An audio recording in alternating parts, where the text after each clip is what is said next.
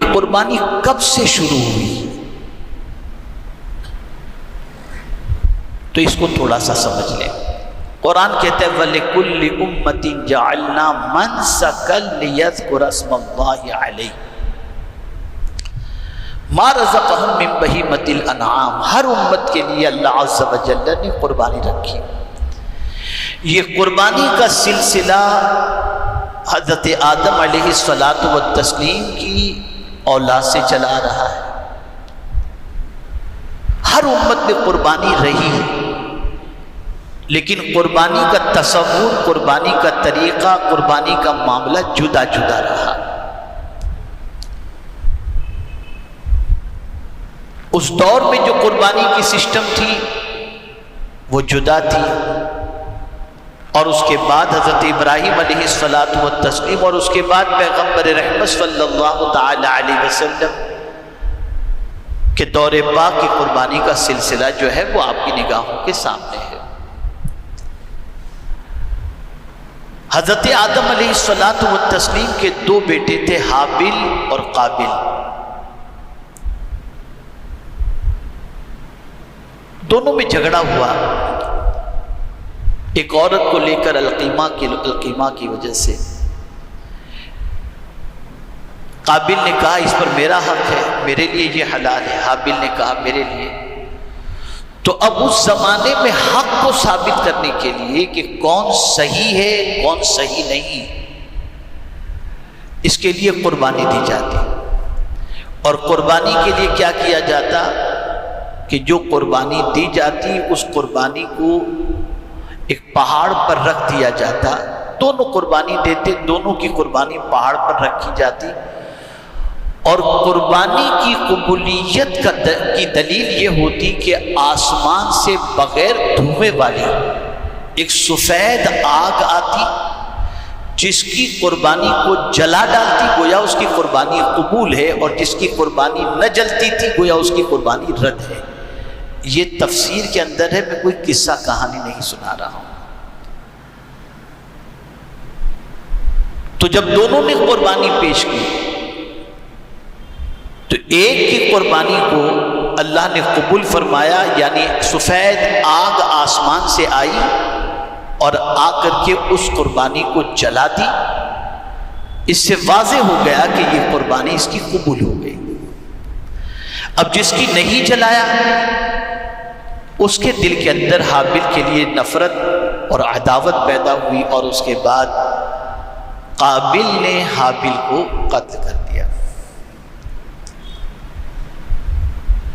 تو اس زمانے میں قربانی کی قبولیت کی ایک علامت تھی، اور وہ علامت یہ تھی کہ آسمان سے آگ آتی اور جلا دیتی، گویا قربانی قبول ہو گئی۔ لیکن اللہ نے امت مصطفیٰ صلی اللہ علیہ وسلم پر کرم فرما دیا کہ اس کی قربانی قبول ہے یا نہیں یہ اللہ کسی پر ظاہر نہیں کرتا، وہ جانے، اس کا کرم جانے، جس کی چاہے وہ قربانی قبول فرما دے۔ لیکن اللہ نے عیب چھپائے رکھا۔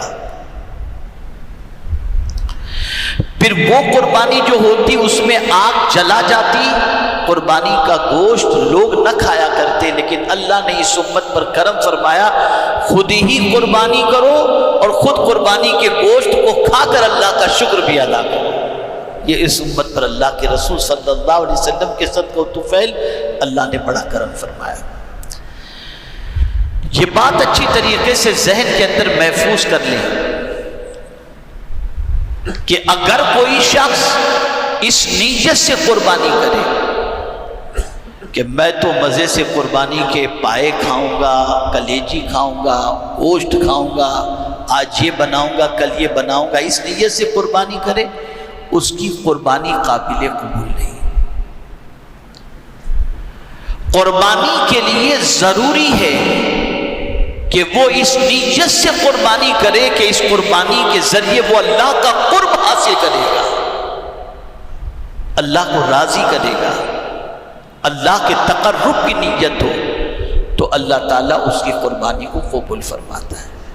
میرے پیارے آقا صلی اللہ تعالی علیہ وسلم کے پیارے دیوانوں، آقا کریم رؤوف الرحیم علیہ التحیۃ والتسلیم سے پوچھا گیا قربانیاں کیا ہے؟ قربانی نہیں پوچھا گیا، یہ ایک تفصیل طلب موضوع ہے۔ ما هذه الاضاحی یا رسول اللہ صلی اللہ علیہ وسلم، یہ قربانیاں کیا ہیں؟ بات تو صرف جانور ذبح کرنے کی تھی، لیکن قربانی کی بجائے قربانیاں، تو وجہ یہ کہ حضرت ابراہیم علیہ السلام نے صرف قربانی کے طور پر اپنے بیٹے کو ذبح کرنے کی آمادگی اور ذبح کرنے کے لیے تیار نہیں ہوئے تھے، بلکہ اتنی قربانیاں انہوں نے پیش کی تھی، وطن بھی چھوڑا، گھر بار بھی چھوڑا، آرام بھی چھوڑا، تکلیفیں بھی برداشت کی، تو کئی قربانیاں حضرت ابراہیم علیہ السلام کی زندگی پاک کے اندر نظر آتی ہے، اور حضرت ابراہیم علیہ نبینا علیہ السلام نے اپنے بیٹے کی قربانی بھی دی۔ اس طریقے سے حضرت ابراہیم علیہ السلام کی قربانیوں کے حوالے سے رسول گرامی وقار صلی اللہ علیہ وسلم نے فرمایا سنت ابیکم، حضرت ابراہیم علیہ السلام کی سنت تمہارے باپ حضرت ابراہیم علیہ السلام کی سنت مبارک ہے۔ حضرت ابراہیم علیہ السلام کی ذات بہت عظیم ذات ہے۔ قرآن مقدس میں جن کے اسوہ حسنہ کے حوالے سے فرمایا گیا، جن کے اسوہ کا ذکر کیا گیا، اس میں حضرت ابراہیم علیہ السلام کے اسوہ کا بھی ذکر کیا گیا ہے۔ حضرت ابراہیم علیہ نبینا علیہ السلام کی ذات بابرکت وہ عظیم ذات ہے کہ معمار کعبہ حضرت ابراہیم علیہ السلام، حج کے لیے بلانے والے حضرت ابراہیم علیہ السلام، آگ میں اللہ کی رضا کے لیے اپنی جان قربان کرنے کا جذبہ رکھنے والے حضرت ابراہیم علیہ السلام۔ تو حضرت ابراہیم علیہ نبینا علیہ السلام کی ذات بہت عظیم ذات ہے، اور رسول اعظم صلی اللہ تعالی علیہ وسلم حضرت ابراہیم علیہ السلام سے متعلق فرماتے ہیں کہ میں تو دعائے خلیل ہوں، حضرت ابراہیم کی دعا کی شکل میں اس دنیا میں حاضر ہوا ہوں، یہ رسول اعظم صلی اللہ علیہ وسلم فرماتے ہیں۔ تو دو چیزیں سمجھنی ہیں، قربانی کا سلسلہ اول روز سے جاری ہے، قربانی کا مقصد اللہ کا قرب حاصل کرنے کی نیت ہو، پھر اس کے بعد آپ نے قربانی کی، اس کا گوشت آپ کھا سکتے ہیں، کوئی مشکل بات نہیں ہے، لیکن نیت گوشت کھانے کی نہ ہو، نیت اللہ کا قرب حاصل کرنے کی ہو، اللہ کے تقرب کی نیت ہو، اس نیت سے قربانی کریں گے، اللہ عز و جل اس قربانی کو اپنی بارگاہ میں شرف قبولیت سے نوازے گا۔